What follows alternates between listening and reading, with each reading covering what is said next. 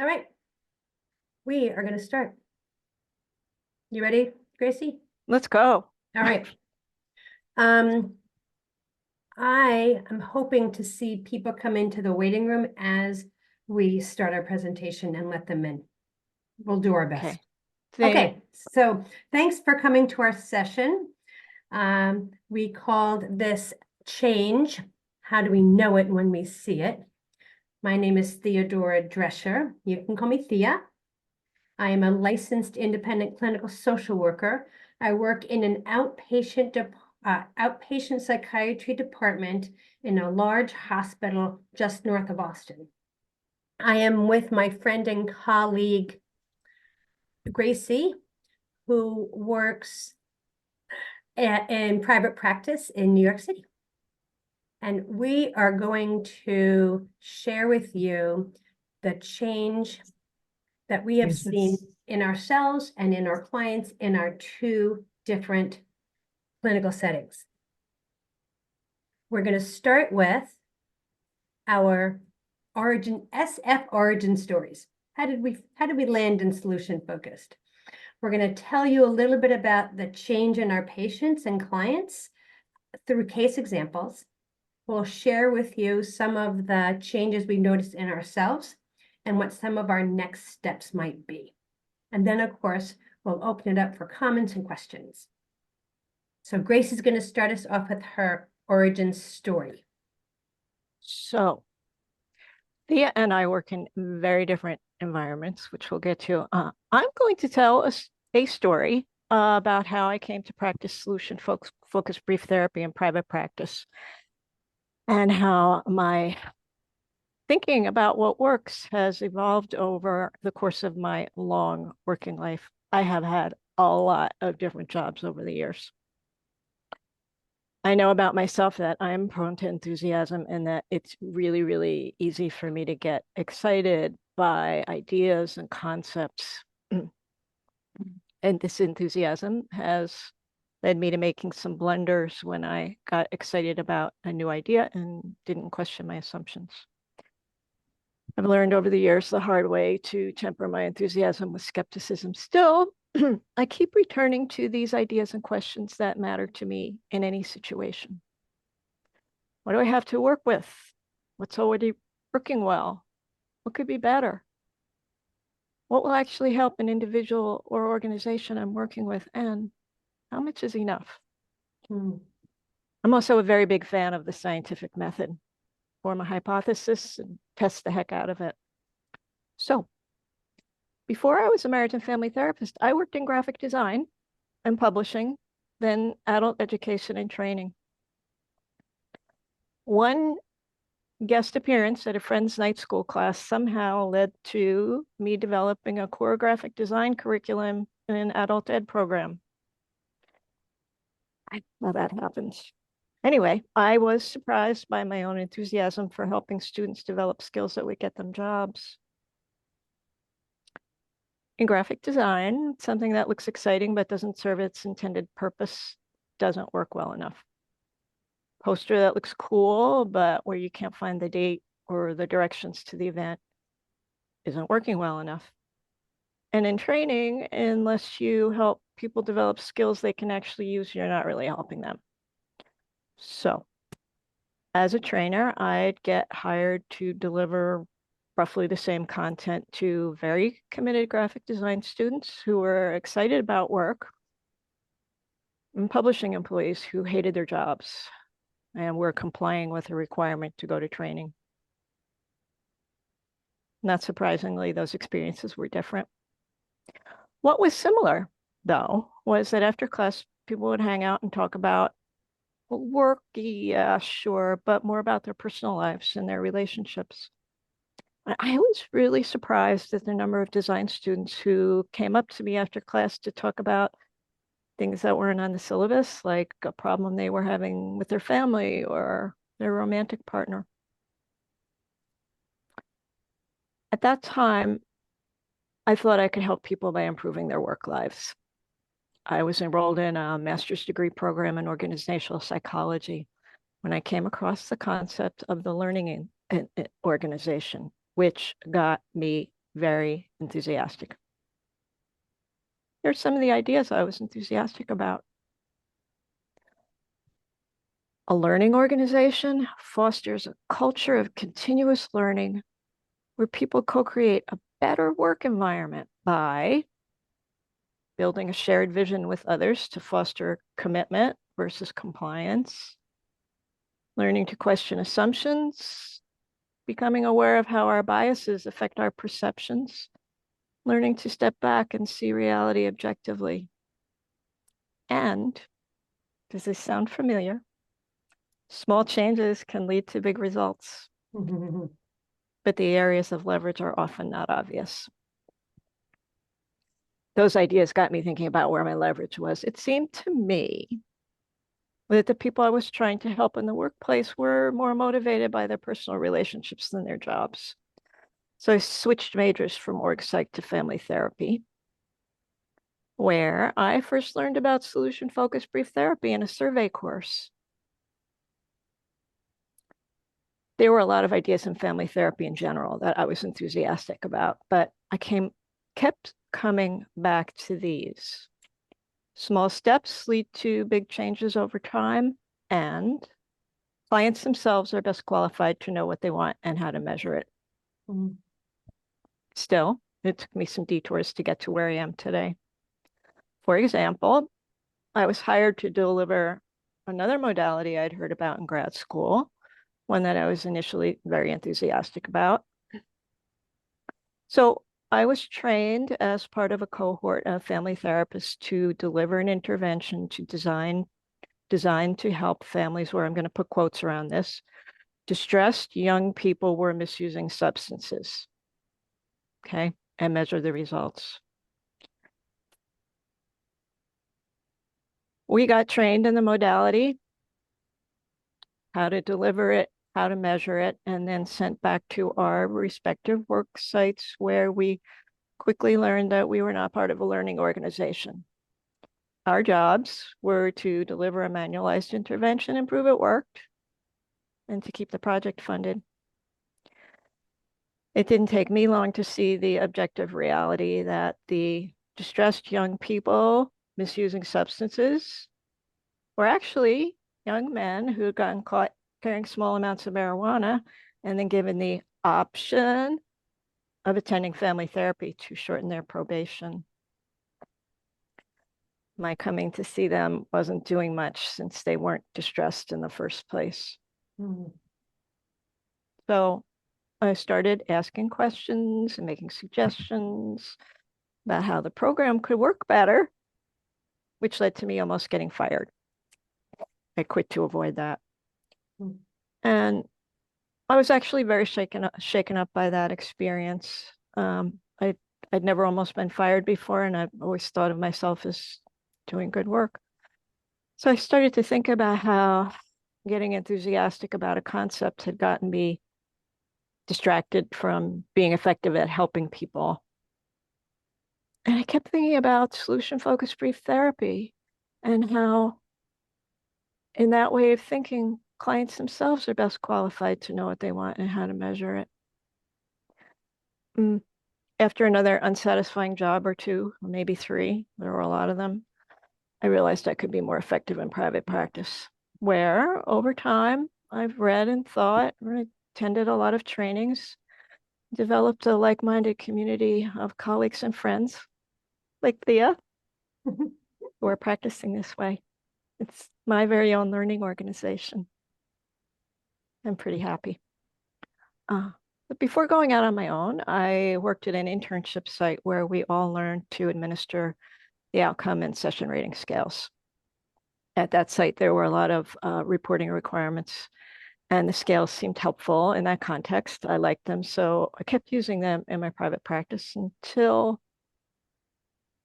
one day a client came in, sat down and said, "Can we get the scales over with, please? I really need to talk to you." And when I asked what he meant, he said that filling them out added an extra layer when he could just tell me directly how he was doing and how therapy was working for him. So I did an experiment where I stopped asking people to fill out the scales. when no one asked to bring them back, I focused on scaling questions and the actual words clients use to describe their progress. So here in New York City, people are really into therapy, lots of it. Psychoanalysis is still very big here. I used to get pretty riled up about that. How could anyone possibly justify having all those sessions? And yet there are people in New York who like it. Eventually, I learned to stop worrying and just let people know how I work. Then they can decide whether or not they want to work with me. I just tell them that I treat every session like I might never see them again, meaning that every single session counts, that they determine their criteria for success, when to meet, and when they're done.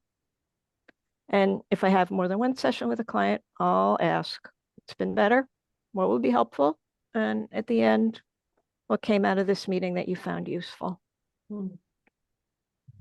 So since 2006, I've been very busy doing work with motivated clients. The people I work with know what they want, and they're more than happy to tell me what is and isn't working with them.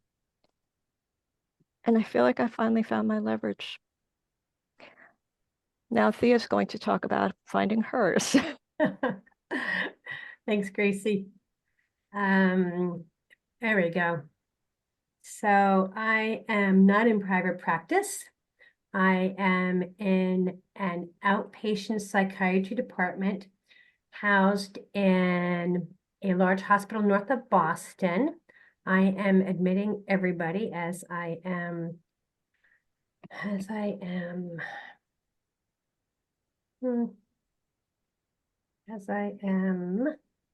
Okay. presenting. It's a little distracting, but I'll do my best. So I'm in outpatient psychiatry department. I got my master's degree in social work from Boston College in 1991. I got my license in 1993.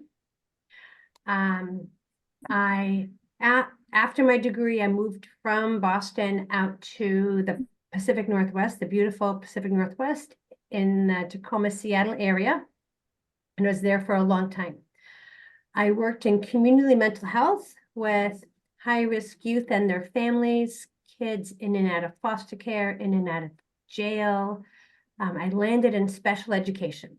So the school district that I was in Washington State thought it was a good idea to create a self-contained behavior disordered classroom, which meant that all those kiddos in elementary school and middle school who were disruptive to the learning process in mainstream classrooms, you know, those kids who can't sit still, talk out, pick fights, have temper tantrums, all those behaviors that were disruptive to the learning environment, they would go through a process and end up in this self-contained classroom where there was only about 12 of them. They had one teacher, one aide, and me, a social worker. So it was my job to do play therapy with them, do whatever models or theories that helped them to change their behavior. So I did. I set up a schedule. They came in and they talked to me and we did some games and we did play therapy and then I returned them to the classroom. And I did this for, I don't know, 10 or 12 years or so.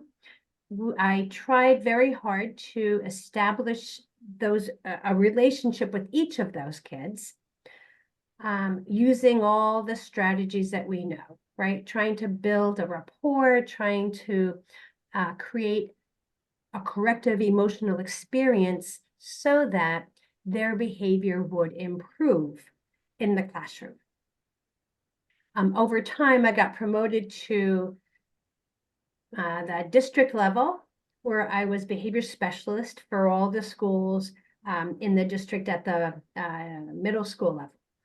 And as I was leaving, I had a meeting with the incoming social worker who said to me back in about 2000 or 2001 or so when I was changing positions, she said, Thea, you know, I talked to those teachers that you've been working with.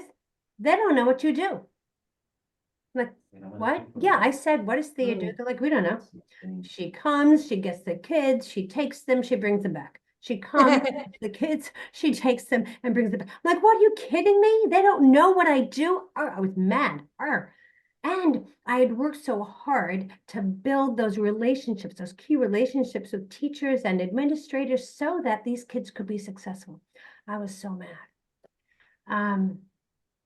But what I can tell you is this, with a decade or two of perspective, age and wisdom, and solution-focused model now in my bones, I think there's some level of truth to what they said. I don't know that I could have told you what I was doing that actually would impact change with those 9, 10-year-olds from playing games with me and working with me, building a relationship with me that would translate to behavior change in the classroom. And so I recognize that as a pretty important shift. So the other thing I wanted to say about that is that the whole experience, very unsatisfying. It's very unsatisfying. I like the kids, they like me. As therapists, we typically can create relationships with difficult people. But as a professional and as a person, it just was not satisfying. So in 2005, I adopted my daughter. I had a husband then, so we adopted her together. I don't want to leave him out. And when you go through that process, you have to have an assessment called a home study or family assessment. And they come in, the social worker comes in, checks things out, and then she left. And I looked at my husband and said, I could do that. He's like, you could totally do that. So I did that. Opened my own practice, foster care and adoption, step-parent adoption. I also taught at the University of Washington School of Social Work and Criminal Justice. I was an adjunct professor 10 or 12 years, and I taught undergrad and graduate social work. What happened was in 2016, my world fell apart, upside down. The whole rug came out from, I'm like, what happened? What happened? And I needed a full-time gig. I needed a full-time job. And the department chair of the School of Social Work and Criminal Justice came to me and said, Thea, you've been an adjunct professor for a long time. We love you. We want you to be full-time for us for the next year or two. And I said, thank you very much. I'll do that. She also said, Thea, now that you're full-time faculty, you have X amount of thousands of dollars to spend on professional development. I suggest you use that. So I did. I took myself from the Seattle-Tacoma area on a plane to Denver, Colorado, where I spent 2 days in my first workshop on solution-focused brief therapy. I went to the Denver Center for Solution-Focused Brief Therapy with Terry Pichot. And this is what happened. Blew my mind. Totally blew my mind. What do you mean I don't need to know what the problem is? What are you talking about?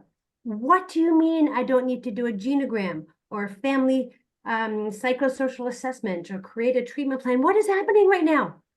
So in those 2 days, I sort of asked all these questions, and Terry was very amenable and gracious about answering my questions and really explaining things to me.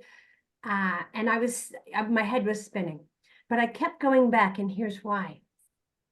There was something about the principles of this model that spoke to my heart. It was, someone's at my door, and I think, oh no, sorry for all these interruptions. I'm going to leave it. There was something about this model that spoke to my heart, and this is what it is. I am not the expert. I don't have to be the expert. I was never the expert in the room with those kiddos, but now I recognize that I'm not the expert and that people know their own solutions. I love that. I love that. In fact, I love that so much that I pursued certification. I got my initial certification in solution-focused brief therapy in August of 2022. And I got my advanced certification in solution-focused brief therapy in December of 2023. And so that is my journey from problem focused to solution focused. So Grace is going to tell us a little bit about the clients that she has worked with and got change. There we go. Here we go. So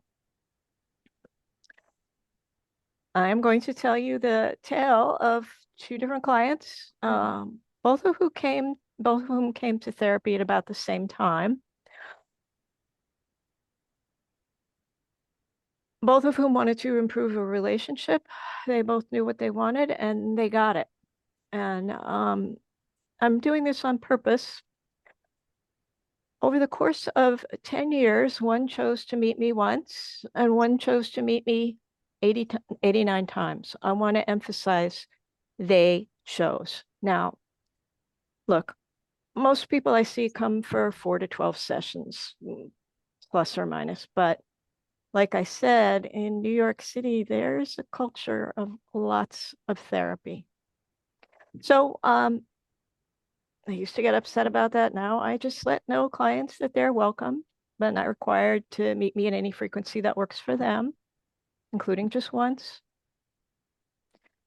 That I treat every session like I will never see them again. I ask questions like, these will be familiar to everyone. What will be different as a result of our meeting? What do they want? What will it mean for them to have it? How will they know when they've got it? How close are they to getting it? Well, we'll get them closer. And of course, how will they know when we don't need to meet anymore? Next slide, please. Here's Olivia. We met for one session with an unexpected note 10 years later. So from her paperwork, I knew that Olivia and her partner wanted to improve their communication so they could feel confident about getting engaged. And when I went into my waiting room, though, I found not a couple, but a young woman who looked like she was trying not to cry. In my office, she told me that her partner had backed out at the last minute. He told her she was a problem, so she should go get help. And since it was too late to cancel, there she was. Here are some questions I asked. Even though your partner canceled at the last minute, what do you hope will be different as a result of our meeting? She said, I'll be in a stable relationship where I can have a misunderstanding and not get blamed for it. And if you were in a stable relationship where you could have a misunderstanding and not get blamed for it, I won't be afraid of ending up like my mom, stuck in a bad marriage, and I'll be on my way to having a family with someone who really wants to be with me. So I asked, right now, how close are you to that, where 0 equals not close at all, and 10 means I'm on my way to having a family with someone who really wants to be with you? And she said 2, if that. The conversation continued, and at the end I asked her, to the extent you know, it had been a tough conversation, to the extent you know, what came out of this meeting that was useful to you? And she said, I don't know what to do, but something is different for me. I don't think I can stay in this relationship.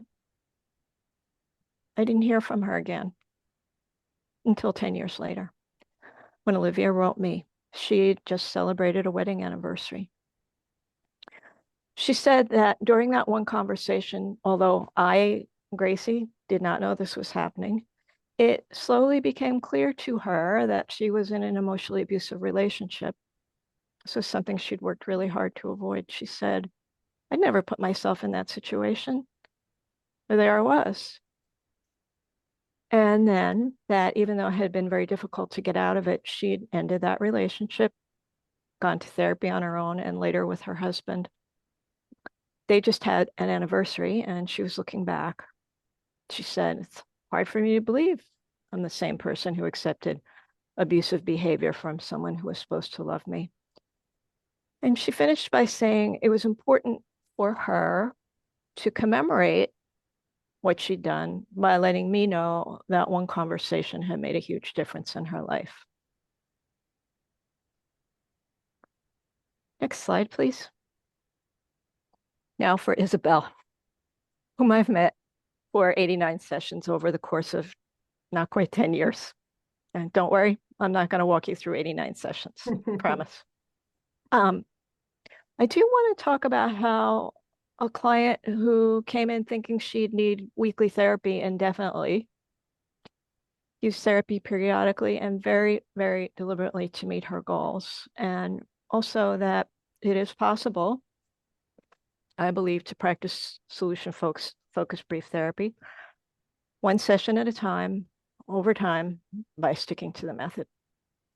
So when we started working together, Isabel was working as a chef for a very high pressure New York restaurant, which is relevant to how she chose to measure her success.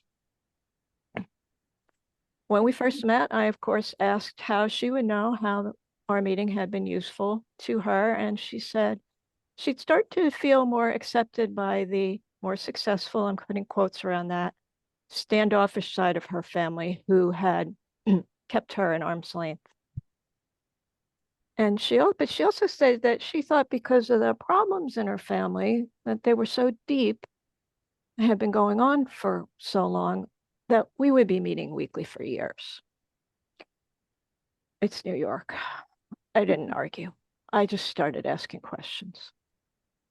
So Isabel said that she would recognize therapy was working for her when she got to see more of the children in the family and be part of their growing up, and especially being invited, included in family events of theirs. And this was what was really important to her. When I asked what it would mean, she said that someday when she had a child of her own, they wouldn't have to grow up without extended family around like she had. And it would also mean that she had not a perfect family, but more family. Then she said she knew exactly how to measure what she wanted. And being a chef, I kid you not, she made a menu of potential wins with family members, from someone returning a phone call in less than a week, to meeting for coffee, to meeting for lunch, to being invited to a kid's birthday party, a baptism, a graduation, maybe a holiday meal, and then the bonus prize, optional, a big family party where there would be wealthy and influential friends of her extremely standoffish aunt and uncle. This was the bonus prize because it would show that they'd had accepted her, and importantly, whether or not she wanted to move in those circles herself. So that's the bonus. Here's how she recognized things were changing. Over time, some relatives began asking her to drinks, a barbecue, a baptism, a graduation, a birthday party. The bonus prize is yet to come, but Isabel got what she really wanted, which is to be involved in the children's lives. And now when relatives invite her to go to events, she decides whether or not she wants to go. So when things come up that Isabel wants to work on, she schedules some sessions. We've gone for years without meeting. And when we meet, we work on things she wants to work on. Like over the years, we've worked on managing work stress, making a career change, recovering from a miscarriage, getting laid off during COVID. One session at a time, I ask what she wants and how she'll know she got it. So our most recent session, just one, was earlier this year with her husband to prepare for the birth of their child while running a family business together. When I asked what they wanted, it was to talk about how to include family members in their child's life. So I asked them to list things they already knew about having the kind of family that would be right for their child. And they told me about their history of getting through hard things together, how they've made good choices, how they've called their own shots, and how they're the kind of people they'd like to be related to, which was enough for them. I don't know if I'll see them again. That's enough for me. Thea now has a story to tell that's different and also similar. Different and similar for sure. Thanks, Gracie. Okay, so for those of you who didn't hear the beginning of this, I work in an outpatient psychiatry department in a hospital just north of Boston. We have 10 psychiatrists, 7 nurse practitioners, 5 psychologists, a neuropsychologist, and 11 social workers. The 5 psychologists and 11 social workers are responsible for doing psychotherapy with patients who have historically been named living with severe and persistent mental illness, SPMI. To the credit of the department leadership, they encourage and support whatever model works best for the clinician and the panel that they have. So that means that my solution-focused brief therapy model sits right next to the psychodynamic model that Grace was talking about in New York. CBT, family systems, couples therapy, motivational interviewing, EMDR. Each of us are responsible for meeting, it used to be 38 clinical hours a week. Now it's up to 45 clinical hours a week with the patients on our panel. What I can tell you is that is a lot of patients. It is very overwhelming. By the time I got to Leahy Hospital Medical Center, September 15th, 2020, I had already been studying solution-focused brief therapy for 3 years. I was in, and when I say studying, I mean studying. I mean, I was going to workshops, I was reading books, I was listening to podcasts, looking for videos, I was going to monthly consult groups with Terry Pichot and her crew, right? I was in it. I was really in it. And so when I got there in September of 2020, I was trying to find my way through the large caseload that I had to make this work. Of the 38 patients that I was supposed to see every week, 5 had to be new patients, right? So they would come in, we would do the intake process. I would say, does this seem like a good fit? Would you like to meet again? Yes, we'd like to meet again. When would you like to come back? 2 weeks. Like, okay, let me check. 2 weeks. I'm looking at my calendar. Okay, how about 7 weeks for a virtual visit? How about 8 or 9 weeks for an in-person visit? This happened time and again, and patients were frustrated, and I was also sort of displeased and frustrated. So I started to take a look at the profiles of the people on my panel to sort of figure out how I can create some more space. And what I realized was that when patients are labeled as severe, persistent, mentally ill, it means that they have therapy all the time for a lifetime, for decades, like the New Yorkers, right? Like they have been in therapy 10, 15, 20 years. And that really was contraindicated in my model, right? One of the fundamental tenets of our model is that there be not one more session than is absolutely necessary, right? That's the definition of brief in our model, not one more session than absolutely necessary. And so I tried to figure out how to introduce this idea to people who have been receiving therapy for a long time. It's almost like we went from, it's almost like we went from a lovely jog on a mountain trail, listening to music or podcast or whatever, learning a language, just sort of zipping right along, enjoying life, loving life, meet Thea. Yep, here we go, loving life, love life, meet Thea. Here we go. It's just sort of part of the fabric of their life.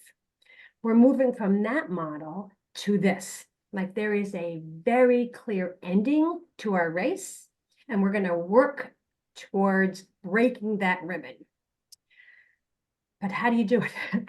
How do you do it when not only the patient population, but the staff also are accustomed to this other model? So again, to the credit of my department leadership, they allowed me to create an experiment. Somewhere in my training, I had heard that most patients make the decision to voluntarily end therapy after 6 to 8 sessions. Like, if that's true, let's give mate. So I wanted to create a way to dedicate 8 sessions to some patients. My clinic only allowed 2 weeks as frequency, right? Every 2 weeks, we couldn't meet weekly. So the experiment was this. Patients would come in, I would say, would you like to meet, have dedicated time for you, 8 sessions, 2 weeks apart? And they would say, sign me up. That sounds great. Here was the contract. Session 1, we would do PHQ-9s, GAD-7s, because I work in a medical model. And we would really explore what their preferred future was and write it as a treatment plan. Session 1. At session 4, we review. How's it going? Session 8, we review again, take those scores again, and then they have to decide. They had 3 choices. Because I am solution focused, how do I know what they need, right? They need to have some options. First option was to end for now, kind of like a PCP model, right? You go into your PCP when you have an issue, then you leave and you go back if you have an issue. So end for now and come back when you need to. The second option was an abbreviated version of these dedicated times. They could come back 3 weeks apart, maybe not so many, maybe not 8 sessions, but 4 sessions. Or they could reestablish 8 sessions 2 weeks apart.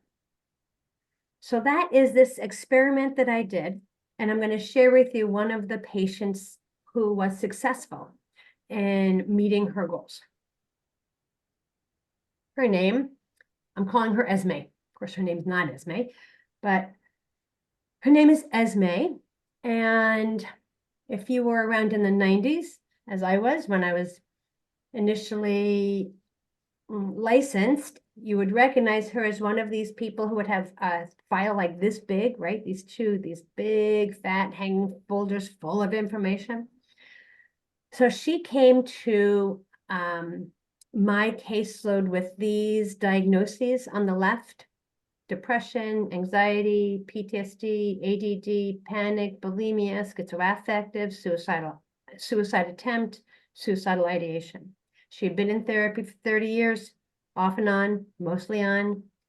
In 2020, December 2020, she attempted suicide, ended up not in inpatient because that was not an option in December of 2020. She did a partial hospitalization program, and then she had a number of social stressors. In January of 2021, I had been there for 3 months, and she landed in my office, and I asked her the question, imagine all of this, all the reasons that you've come to see me are better, different and better. How would we know? And she didn't skip a beat. She's like, I would be independent and confident. I'm like, right on. What does that mean? What are we talking about? I would write music again. I would find a band again. I would start doing gigs in the farmers markets or in the community or wherever you do gigs. And I would be really happy, filled with joy. I would be independent and confident. That's awesome. Who else might notice that you're getting better? My family. They would think I was being responsible. Like, really, what does that look like? I would have my driver's license. I would have medical insurance. I would be living independently. I would stop paying rent on my adult son's apartment. Huh. Okay. So with this information, let me tell you, let me just pause for a second. It sounds like it was very clear and easy. That's not true. She loved language like independent, confident, joyful, filled with the spirit, calm, these very being kinds of language. So it took a lot of work to help her connect the dots between how she's being and what she's doing, right? This idea of connecting those dots, a lot of questions, a lot of solution-focused questions. but she used to tease me about the questions. And so because I'm using this experiment, this is what it looked like.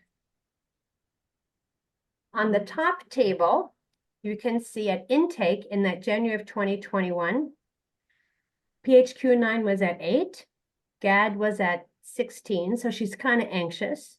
But by the time I offered her 8 sessions 2 weeks apart, both scores were under 9. And even at session 8, after the end, both scores were under 9. And 9 and under is where my department identifies as mild, because remember, we work with severe and persistent mental illness as well as moderate and persistent. So the scores were looking okay. On the bottom table reflects the 5 goals that she had written about, identifying, confident, and independent. And by session 8, she met 1. She had made progress in 2, and 2 of them, nothing happened. So I said, what do you want to do? Esme said, I want to re-establish 8 sessions 2 weeks apart. I'm not ready to end. I feel like I've got a lot of momentum going, and I don't want to abbreviate it because I think this would be helpful. Okay, let's go. So as my schedule has been, she had to wait 4 or 5 weeks or something, and we did a second episode. So I call it episode 2. She came into my office. We met on Zoom, I don't remember. I said, okay, when the things that are going on now, the reasons you're in my office are better, how will we know? She said, I would be on track with my life, on track with my life. And we did the same questions. How will you know? Who else would notice? What would they see? And she came up with the same 5 goals she had started with in that previous episode. When we did scores and surveys, you can see again at session 1 and session 8, they were all below 9, so I wasn't too worried. The bottom table represents the last session of this episode, and you can see she met 4 out of 5 goals. Also, you can see that 3 of those 4 say that her application is submitted, not that she's gotten housing or that she's gotten her license, but for her, that was enough, right? Being able to draw her attention and focus long enough and submit those applications made her feel independent and confident and made her feel like she was on track with life. When it was time to decide what to do with therapy, she wanted to reestablish 8 and 2. Because why? Because she is running in the trail. She's having a good old time. Like, here we go, we just meet Thea every 2 weeks, coming in, check in. No, like, no, that's not what we're doing. So through a series of questions at the end, I said, I got curious about how she got her application submitted and what would be different if we met for additional sessions. She explained that she submitted the applications with the help of the senior center and the social workers there. And that if we were to meet for additional sessions, then all those applications will be resolved and she would have all these things. In talking to her further, she recognized that that is not a role for a therapist. Like, people don't need to pay me if you're getting that kind of support from senior center. So she agreed. She said, all right, I'll use the senior center. And if I trip or if something goes bad, can I come back? Yes, of course you can come back. So we said goodbye. She did great. I called her 3 months later and I said, how's it going? She said, I got my driver's license. I drove to a different state to say hello to my family. Medicare I should have by the end of the month. And I'm on the housing list. I didn't ask about the rent because she didn't bring it up, but she was feeling pretty good and was ready to move on and did not need to come back. So that's Esme, right? We could see the changes pretty clearly. Kind of like what Grace was talking about with her clients, right? They had measured it according to what worked for them, and they were able to identify when they were finished. What I can tell you is Esme was one of 87 patients that I offered this to, and I took data on all of them. Over the course of a year and 9 months, this is how it played out. The two graphs on either side of the table you see represent patients who have either finished treatment or reestablished with abbreviated sessions. So 3 weeks, 1 month, fewer than 8. So that's 49% of those 87 patients actually got better. And that is the feedback I needed to hear in order to know that I was managing my caseload well. The middle bar are people who are continuing to say, I want 8 and 2, not really ready to separate. And so more work will be done with them. So that's how this is working in my outpatient psychiatry department. It's kind of exciting. It has certainly changed me. And I'll share that with you after Gracie tells us a little bit about how things have changed for her. So I still pinch myself sometimes that I'm doing what I'm doing. Have I actually been some kind of a therapist for 20 years now when I thought I was going to do something entirely different? It's quite fascinating. Anyway, being able to see myself as a learning organization and return back to those core principles I talked about earlier. What do I have to work with? What's working? How can I be of service? In my private practice, I'm able to look for continuous improvement with my patients, tracking it with myself. It's really, really changed me doing this work. But the big thing that remains for me that I think keeps it alive is the idea of continuing to question assumptions. So I don't know where I'm going, but this is pretty good. This is pretty good work. Thanks, Gracie. I agree. This is really good work. Really fun and interesting. Changing myself. So here's the biggest change is that I feel pretty competent in the work I'm doing. I think that if you were to ask any of the patients on my panel, if you were to ask any of the staff or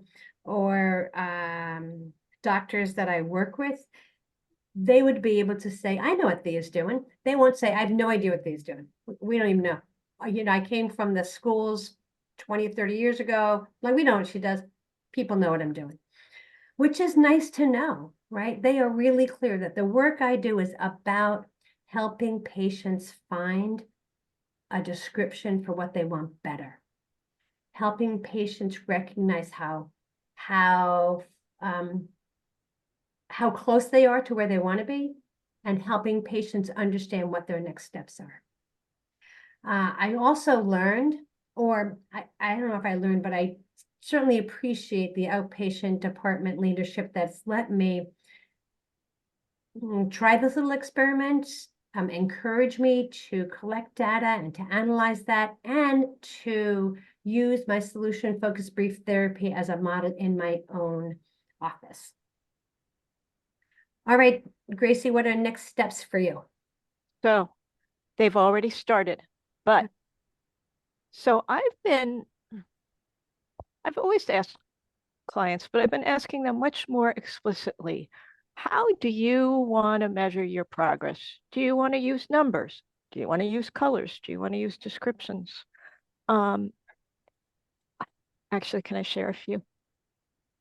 Yeah. The other day I asked a client how he wanted to explain his progress, and he said, well, I feel like I'm on mile 25 of a marathon.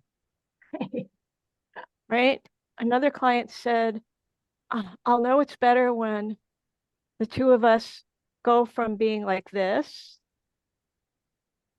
to like this. They've got their own measures.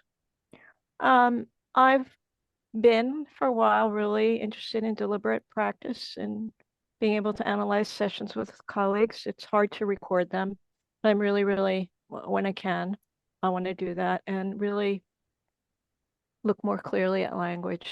I started to keep, for some of my clients, in addition to my regular notes, a log of interventions and their responses, the actual language that they use to describe progress. So I don't forget it. And for myself, I started a weekly log of learnings, just a spreadsheet with things I've learned. At the end of the week, I just write down what I've learned, what was challenging for me, and things I need to do to keep improving. So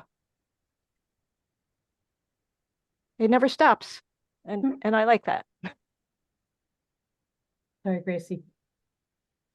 So my next steps are about this experiment that I did. I think it would be interesting to see how it breaks down in terms of diagnosis, maybe age, maybe gender. We'll see. When I was preparing to present these numbers to my director, I did some research so that I knew what I was talking about, and realized that there are two historic approaches to psychotherapy: dose effect, right? The 8 sessions and no more, or the good enough approaches, where we co-construct our ending. And I'm getting curious about what those have to offer my solution-focused brief therapy practice. So we'll see where that takes us. Gracie, did you want to say anything more about next steps? I hope I didn't cut you off. No, I was done. Okay, good. So now it's your turn. We'd love to hear from you. Questions or comments? I will stop screen sharing.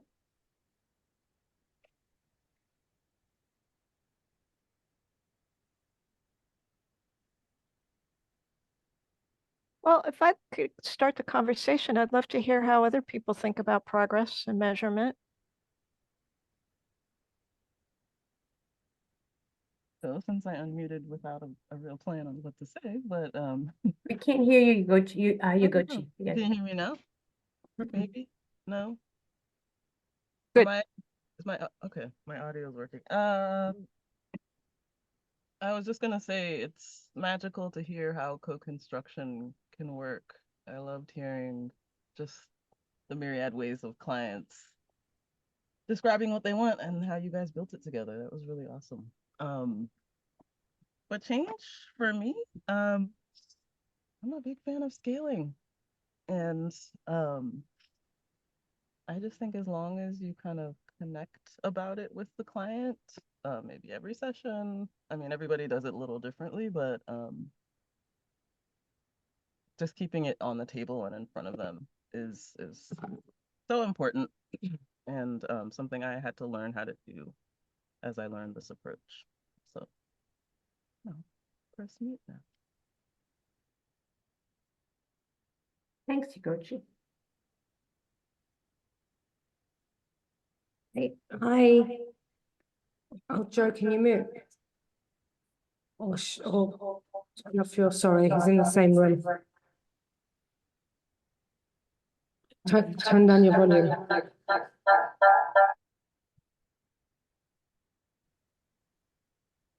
Yeah, sorry, I really enjoyed listening to you both. That was really inspirational. And what stood out for me was your passion when you were working with individuals that present some multiple challenges that they're facing, but still keeping it to the basics of supporting them to move forward. So the solution to the problem doesn't have to be complicated. And the perseverance with that, I think, is absolutely amazing. Thank you for that.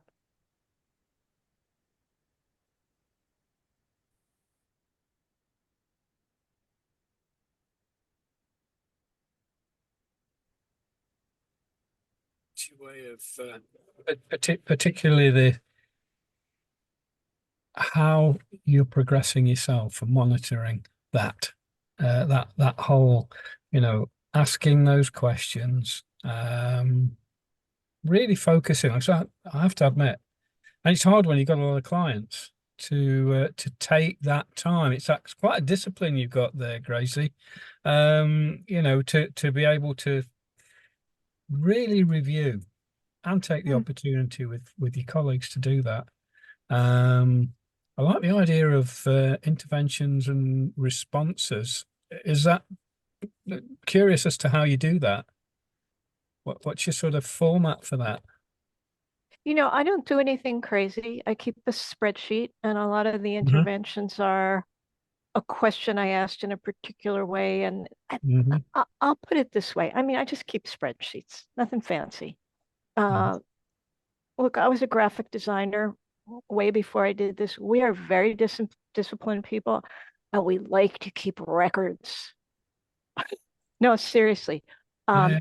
But anyway, I'll just write down a question I asked and how they responded, because I I have really learned this over the years. I never know when something's going to take off for somebody, and I want to catch what was important to that person. Look, I'm still very guilty. Like I said, I'm guilty of enthusiastic. I think I have a great idea. I have a great question, and they keyed on some other thing, and what the heck was that about? So I want to capture it. I don't know if that made sense, but I come back. I keep these logs and I come back to them because I want to remind myself that what I thought was happening wasn't necessarily happening. And I guess it's interesting to compare between different clients, I guess, and to see, yeah, it worked there. Why did it work there, and why didn't it work quite so well somewhere else?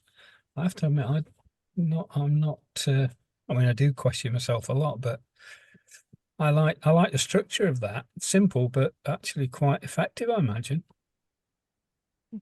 Well, maybe you haven't made as many mistakes in life as I have.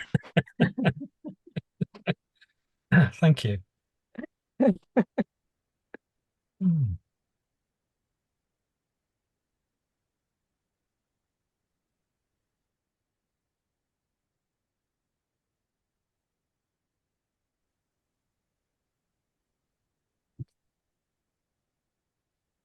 How should we sum this up?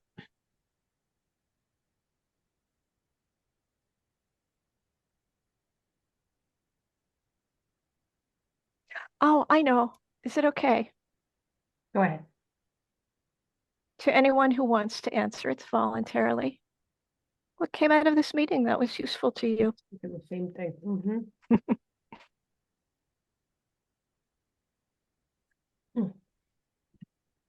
Several things for me.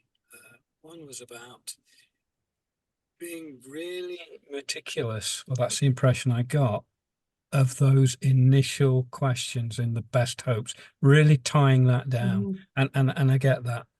It's not always easy to do, is it? But it's that was one. And then the whole kind of review stuff that you talked about, to me, that I'm taking that away, and I'm going to use it. So thank you.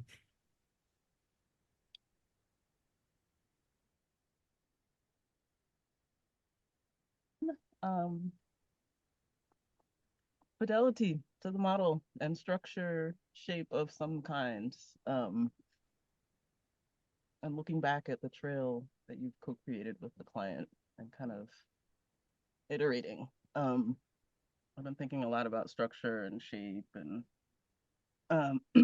not being too meticulous, because then it becomes too much data, and that's a whole other issue, but like just finding those few threads that you can take forward and look back at. And I like your process, Gracie. It's very Spartan might be a word that comes to mind, or spare. But yeah, structure and order of some kind, and negotiating it as you go, but having like fidelity to the model.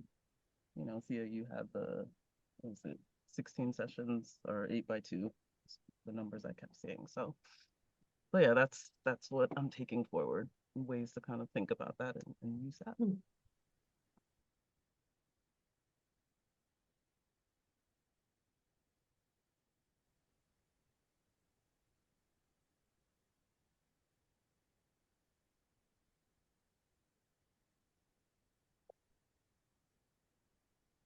I want to say thanks to everyone who came. We've got about a minute. So I don't know that I mentioned how Gracie and I sort of came up with this idea. She and I and Heather meet monthly, to sort of figure out how to work with solution-focused principles in our life and solution-focused principles in our work. And from those conversations, we came up with this idea. And so it's been great to put this together. And nice to have you guys here.